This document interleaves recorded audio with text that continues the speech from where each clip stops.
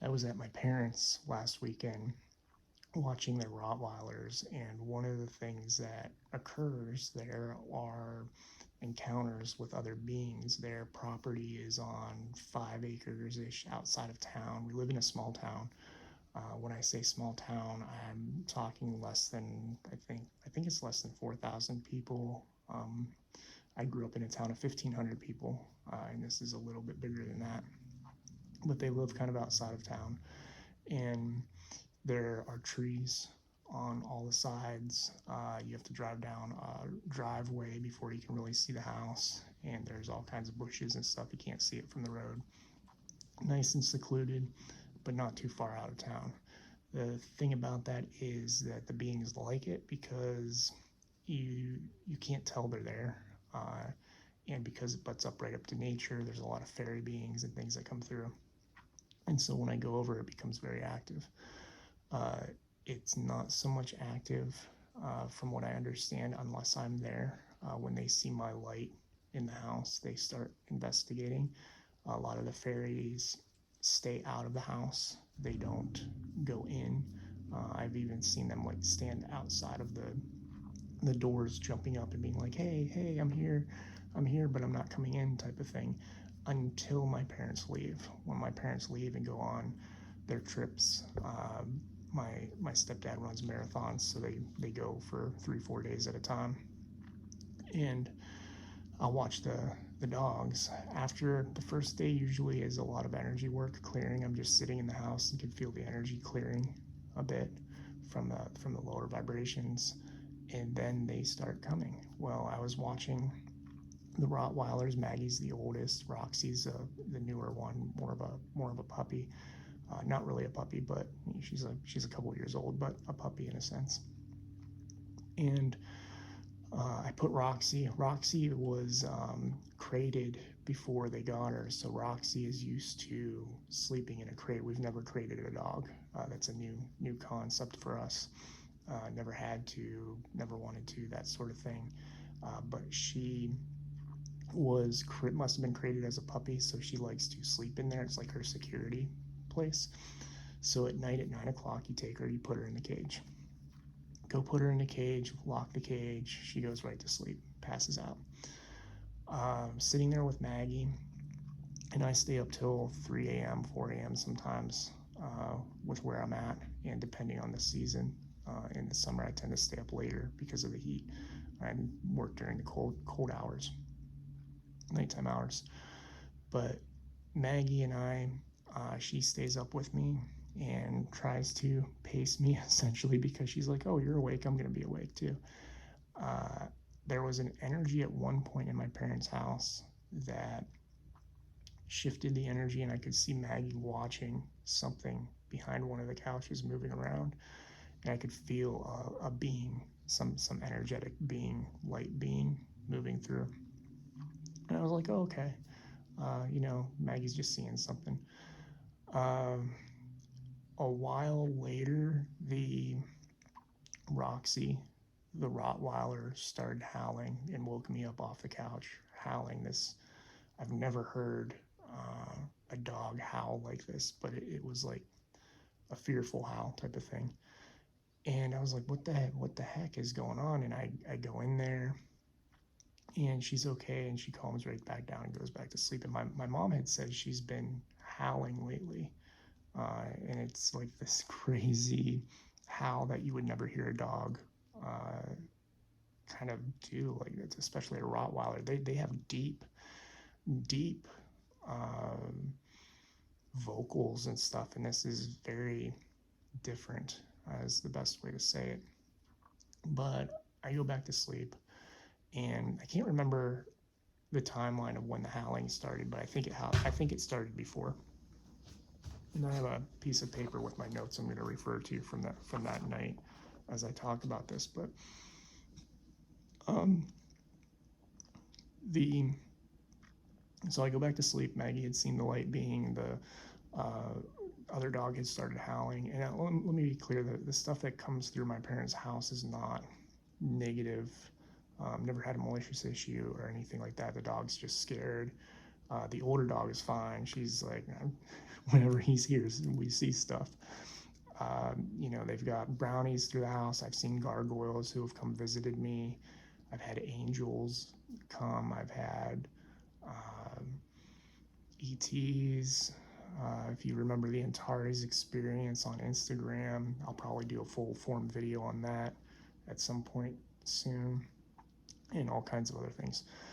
Nothing malicious. The dog's just, something is not there and she doesn't like it, type of thing. So I go back to sleep on the couch, and I sleep on the couch because my parents have these beds that are so soft you fall through them. I can sleep on a wood plank. I can sleep on the floor, on the ground, on a wood plank, but they have these beds that you literally feel like you're falling through them. And so I sleep downstairs on the couch because it's the best place for me. Even though you will hear me say, if you have the ability, don't sleep on a couch because of sleep paralysis type things and just sleeping habits in general. But so I go to sleep, and I don't know, I'm asleep 20 minutes maybe, and I feel something flick my ear, like hard too, like that, flick it, like you can feel it. It wakes you up. You're like, what the heck? What's going on? It flicked my ear, thinking the dog came over and is like hitting me with a paw or something. And I look over and Maggie's fast asleep, not paying any attention. She's on her bed across the room, fast asleep. And I go, okay, and then I can feel there's an energy there, and I'm going, okay. And I just put out there, like, it's okay. There's nothing to be scared of. I'm not gonna hurt you. I understand you're here. I'm just gonna roll over and go back to sleep. I didn't feel any harm or malevolent issues or anything like that. You will have, as you experience more, they will flick your ears, poke you. I've had them pull my toes, pull and wiggle my toes, and like innocent things to wake you up, types of things. So I roll back over, I go to sleep. Moments later, it could have been 10-15 minutes, because I had been asleep. I wake up and I look over, and here's this being sitting there in a robe. They're 4 or 5 feet tall, maybe. I'm 6 foot tall, and I always have to remind people when it comes to physical lengths and distances, I'm not the best at guessing what things are. I have to go based on my height. So I'll say I'm 6'2".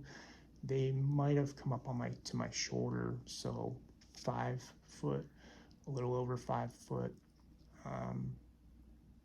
Yeah, and be a little over, like probably 5'2", 5'3". Anyway, they're in this robe. It's like a blackish robe with sparkly thing, like a sparkle to it.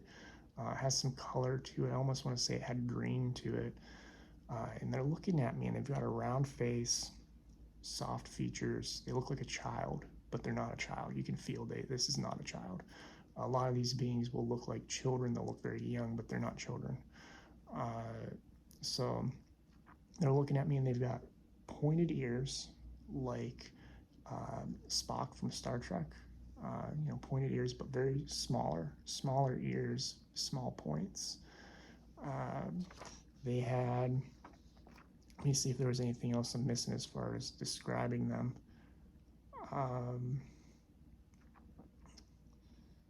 Faint skin, very faint colored skin, black hair.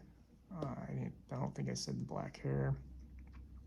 And we're just standing there looking at me, and I'm going, oh, what are you doing here? And I can hear them telepathically in my head speaking really, really, really fast. And if you're not telepathically adept, it can be really difficult in those moments to even hear what they're saying. And the more time goes on, the more you get used to processing it. You can pick up more, but it still can be like in one ear, out the other, picking up pieces here and there. And one of the things he had said is he was the leader of the tribe of Eldebaran, Eldebaran. It's like the dot dot dot because my mind blanked. Keeper of the wolf, history of knowledge and world.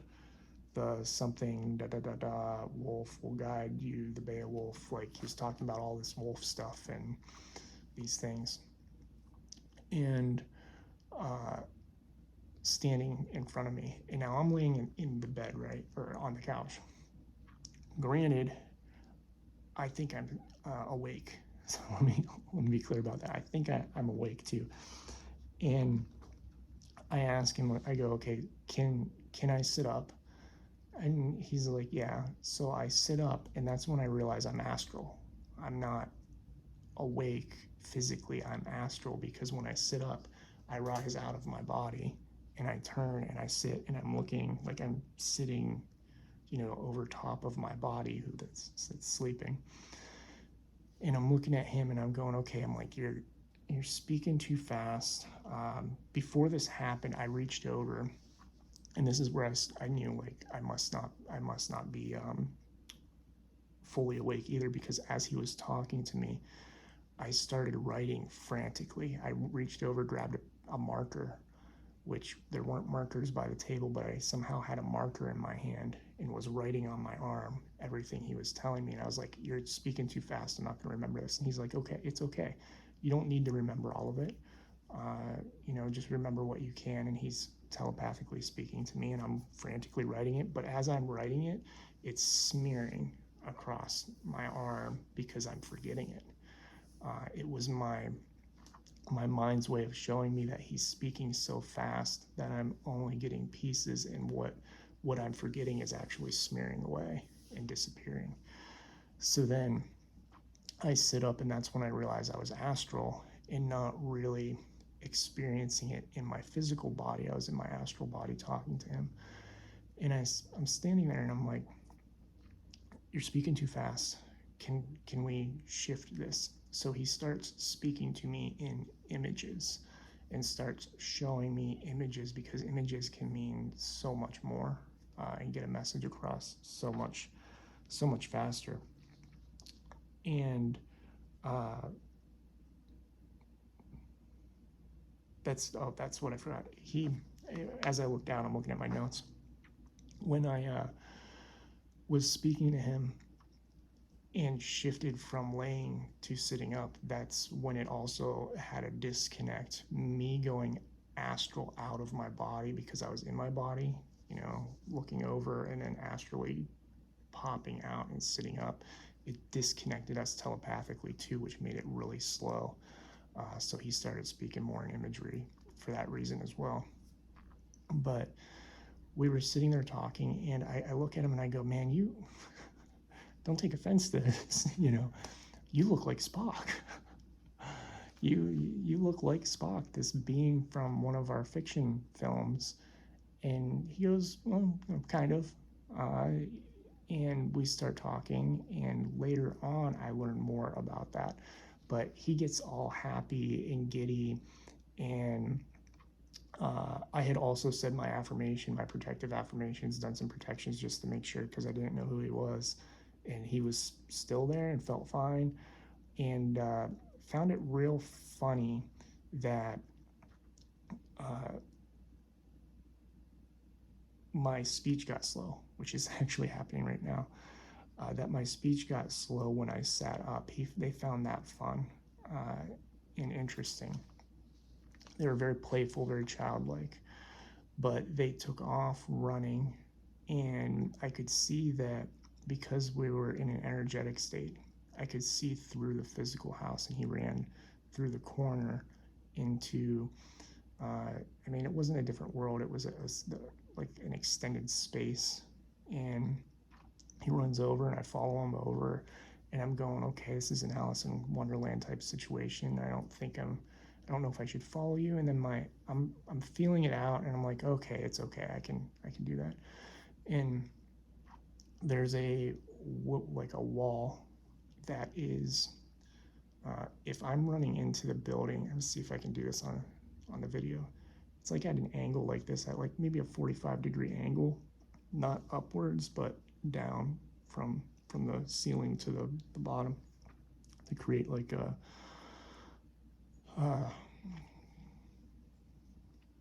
the words escaping me, to create that kind of like if I was walking through it, I would hit my head. But on this ceiling, angled ceiling, there is an image of the living room that I was in, and it's just bird's eye view. And I'm going, what the heck is going on? And he jumps through into there and disappears into there. And I'm going, what the heck is going on? And I can feel my guides, and they're like, just, it's okay, go through. I go through, and within a snap, my astral body hits, it's like falling. It was like falling through, fall through the ceiling and hits my body. And then I wake up. But when I wake up with this, like the wind had been forced back into me, because that's what happens when we astrally, with force and sudden lack of expectation, I guess, our astral body hits ourselves. It feels like wind is being shoved into you, and you wake up and your body kind of raises, like gasping, but you feel it go through you. So I wake up and I'm like, oh my God, there was something here, a fairy, an ET, that sort of thing. He felt very ET-ish, and then I started speaking to him telepathically throughout the day. And he had said some interesting things. One, he kept saying Eldebaran, not Aldebaran, which is a star, but Eldebaran. I think the E and the A are the only things switched. And he was like, let me see here. He explained it like Romulans and Vulcans, only that they weren't evil. Like he could see in my mind about what Star Trek was. And if you're not familiar with Star Trek, Vulcans are Spock. They're these very good logical beings, and the Romulans are kind of like their enemies in a way. But as time goes on through the story, you find out like they merge, and Romulans aren't always bad the way they are portrayed in the shows, in the storytelling. But he explained it in that way, that there's like the star Aldebaran, and then there's this place Eldebaran, and you have Aldebaran, and Eldebaran is way over here. Now, way over here is a long distance.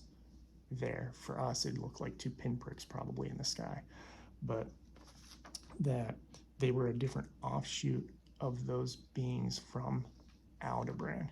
And the beings from Eldebaran actually have little pointed ears and elfish features and that sort of thing.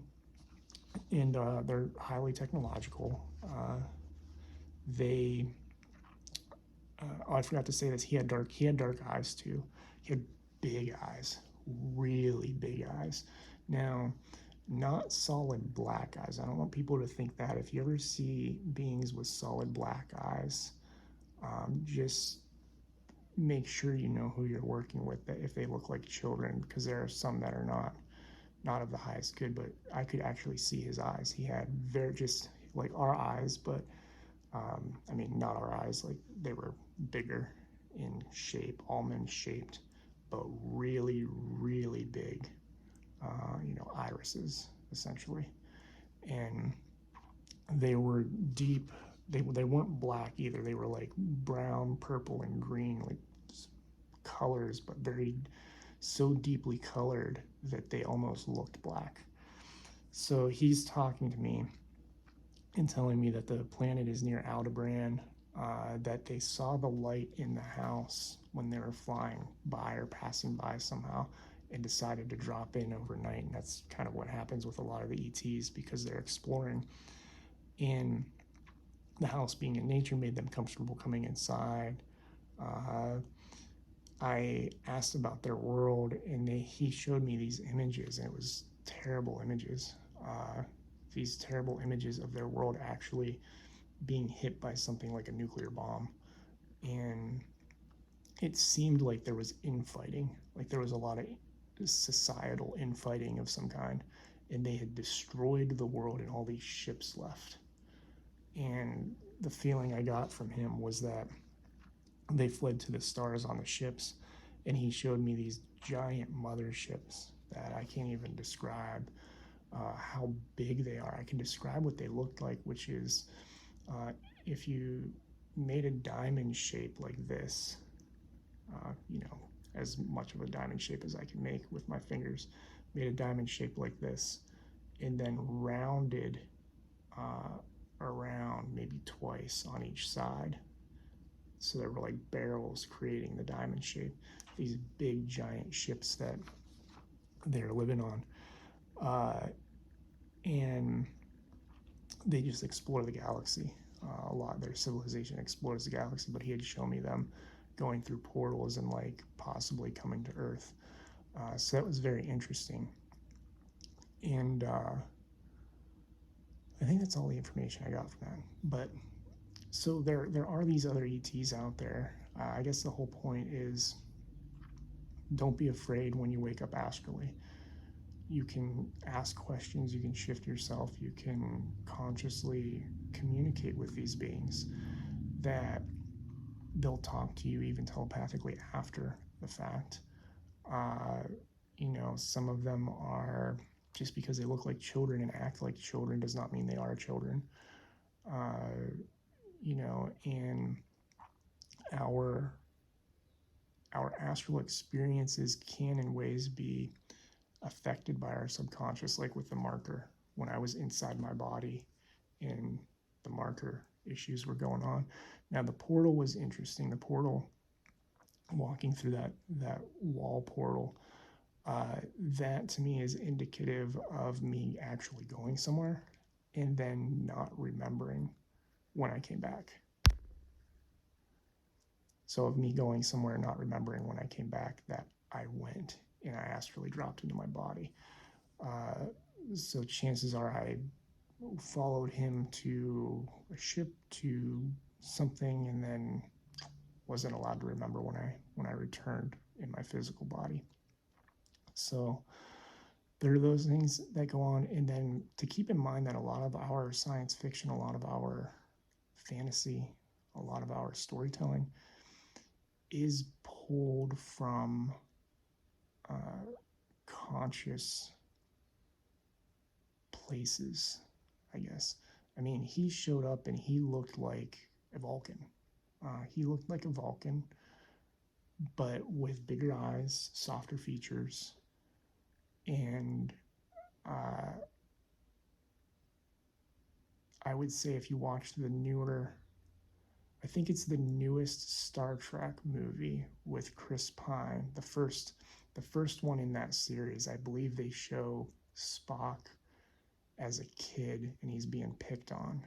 And so if you've seen that, he kind of reminded me of like one of those kids, but he was wearing a robe and a cloaky robe type thing. And his features were softer with bigger eyes, but very playful, very, very playful. So, beings are here, beings are coming from other worlds. Not all of those worlds have had the best pasts, but that doesn't mean that they're malicious either. Like he said, they're just explorers now. They retreated to the stars because they can't use their planet.